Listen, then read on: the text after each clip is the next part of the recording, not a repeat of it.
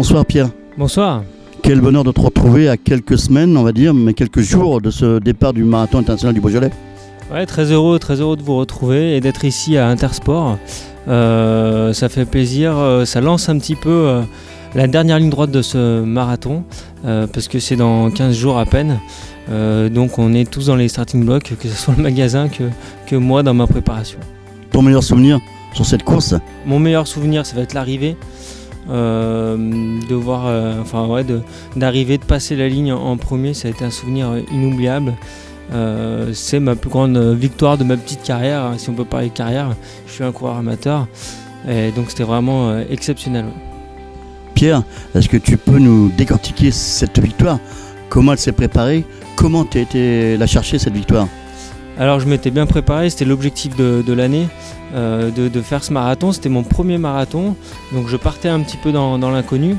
Et puis finalement je me suis bien préparé et elle s'est dessinée autour du semi-marathon. On était deux jusqu'au semi où le collègue a lâché au semi et là j'ai eu un moment d'euphorie pendant 7-8 km.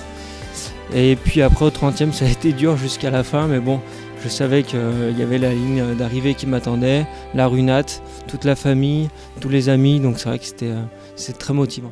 Quelle va être la suite après, pour l'année d'après? Comment tu ressens cette victoire? Après, c'est vrai qu'on a l'impression d'avoir touché un peu à un but de ma carrière, comme je dis, ma petite carrière, pleine d'humilité. C'est vrai qu'on a l'impression d'avoir touché un but, mais après, très vite, on se repique au jeu, très vite, on se rentraîne, très vite, on trouve de nouveaux objectifs.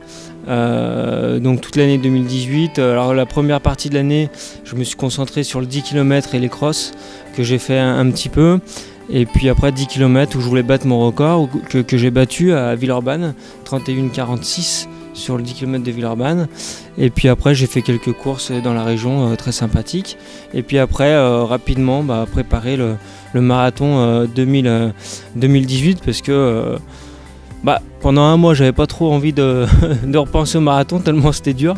Et puis en fait, après, on retient que le meilleur et très vite, on a envie de repartir sur le marathon. Tu vas nous parler un peu de ce marathon 2018-2019. On va pas parler d'objectif d'aller chercher cette victoire, mais comment tu prépares pour aller refaire ce marathon? Très vite, on a décidé, j'ai un entraîneur, donc Patrick Chaunier, très vite, on a calqué tout le second semestre pour être prêt le jour J. Donc on est monté crescendo en kilométrage et puis on a planifié quelques courses comme des 10 km sur le mois de septembre, et puis après je suis allé au Luberon faire le semi du Luberon début octobre que j'ai gagné en 1,13, donc qui vient valider aussi la préparation.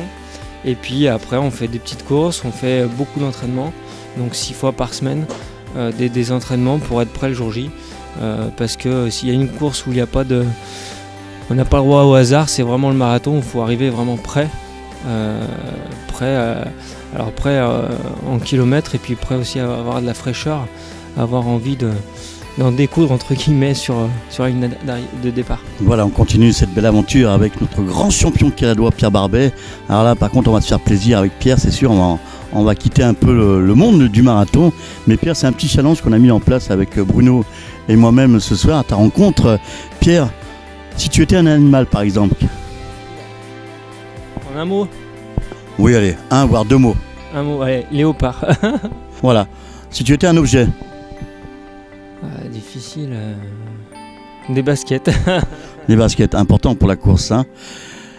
Si tu étais une voiture. Une Ferrari. Pourquoi? Rapide, historique, belle. Si tu étais un homme célèbre. Oula, difficile. Un homme célèbre. Pas obligé d'être un sportif. Hein. J'aime bien une personne, Jean-Michel Aulas. Bravo.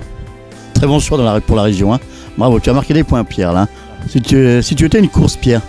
Alors deux courses me marquent. Le marathon du Beaujolais parce que c'est ici. Marseille-Cassis qui est une très très belle course. Et puis le marathon de Paris aussi qui est pour moi une très belle course. J'ai eu la chance de faire avec ma femme l'année dernière, donc c'est vrai que c'était un très très joli souvenir. Et enfin, la dernière, c'est pas plus question, on va dire la question piège, mais Pierre, si tu étais une fleur. Une fleur, une rose.